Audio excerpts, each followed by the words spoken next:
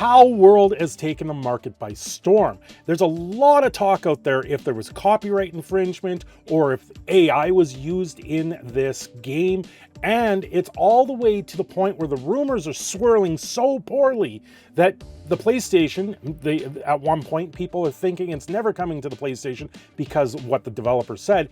And the developer has been under attack for threats of life. Before we fully dive into this video, please do me a favor, like, share, subscribe, do all those fun things YouTube likes, and don't forget to comment down below. PALWORLD embroidered in AI and Pokemon plagiarism controversy. Well, this is something I've already kind of covered in the one video that I did for the first video I did of PALWORLD, but now they're throwing AI into the mix, saying everything's generated by AI. It's not. If you read the developer's post that they've made, which is an absolute crazy story this guy has. A coincidental story called PALWORLD, where your fate will be decided in 3 days. This came out on January 16 before the game really did its launch on Steam, and it's taken the internet by storm. This game is almost 1.3 concurrent players over the opening weekend for this game, still in early access.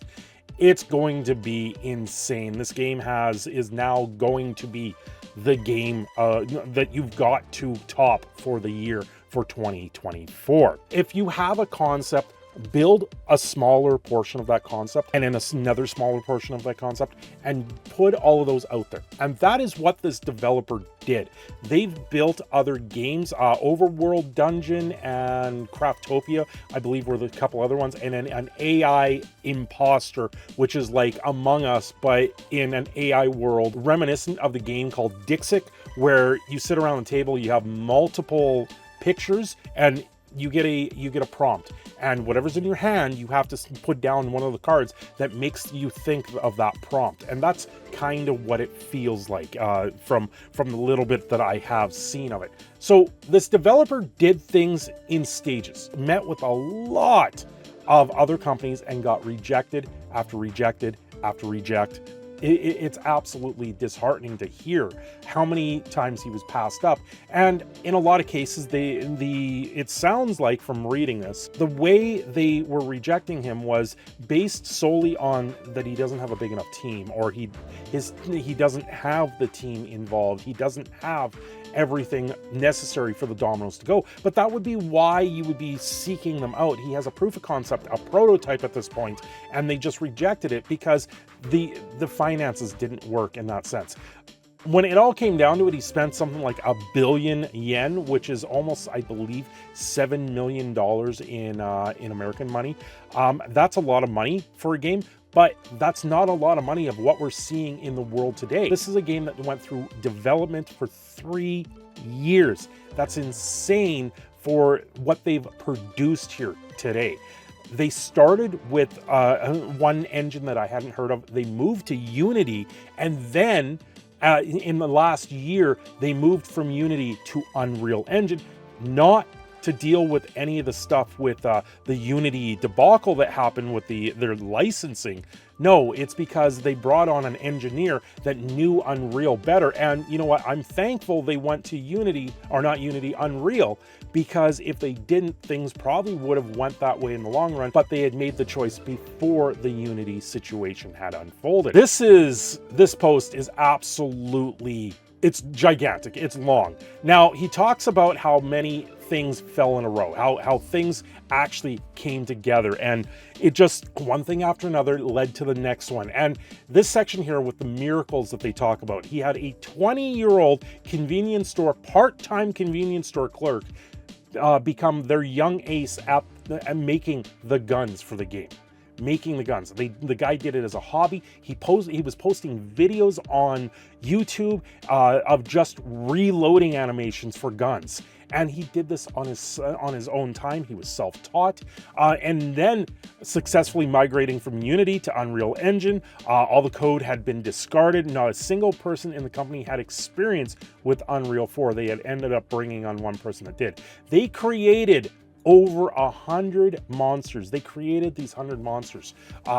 with motion. Like, you have to, he goes on to explain this, when you create a human character, this is why you see PUBG, this is why you see Call of Duty doing very well, because the ragdoll physics that are in there.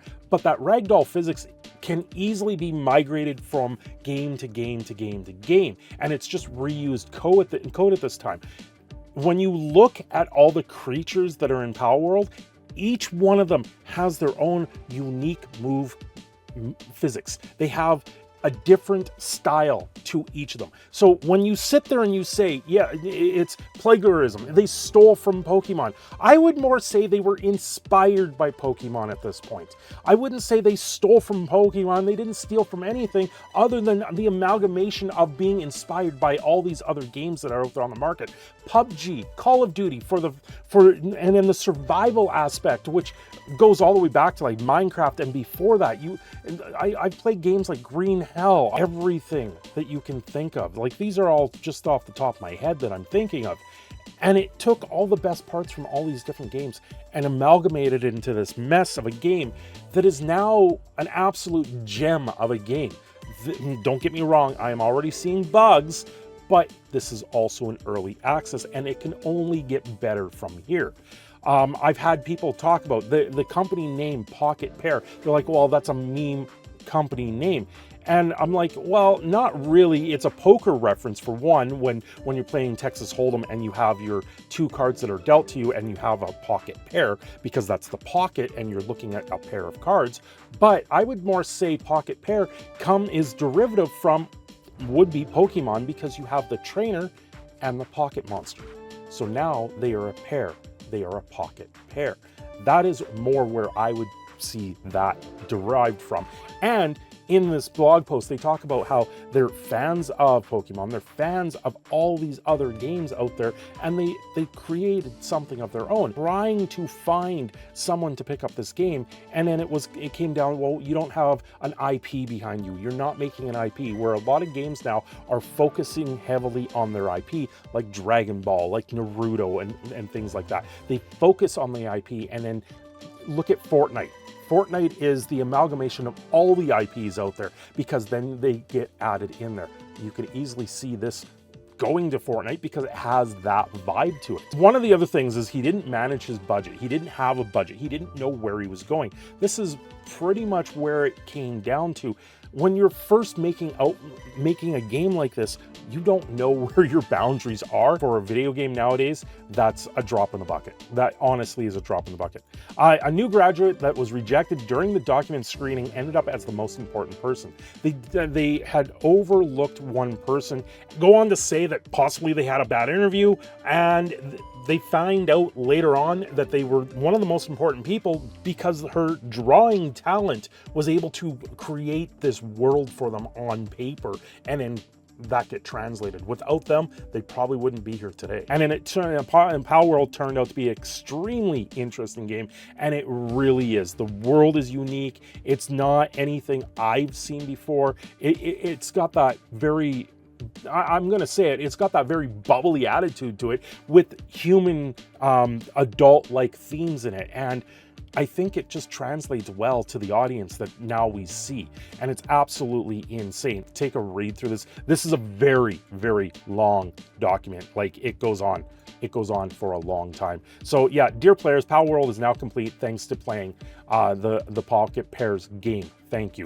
From Pocket Pair representative Takaru Mizobi. I'm sorry if I pronounced your name incorrectly. This is absolutely amazing to see where this game is. But of course, at the beginning there, I talked about some other things that are going on. Frantically working through all my DMs and emails, I promise. However, you'll have to excuse me, or you'll excuse me if I skip over the death threats to the company, and massively outlandish claims.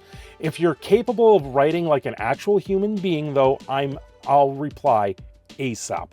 And that is absolutely disheartening to hear. This is Palworld. It looks absolutely amazing. It plays very well on the first week in here that we're really playing it. And it feels like it's a complete game right out of the gate, very much reminiscent of what World of Warcraft was when they launched so many years ago. Anyway, I've been your proud Canadian Phoenix, Cindershadow. I'm signing off here. Don't forget to like and subscribe. and I will see you again very soon.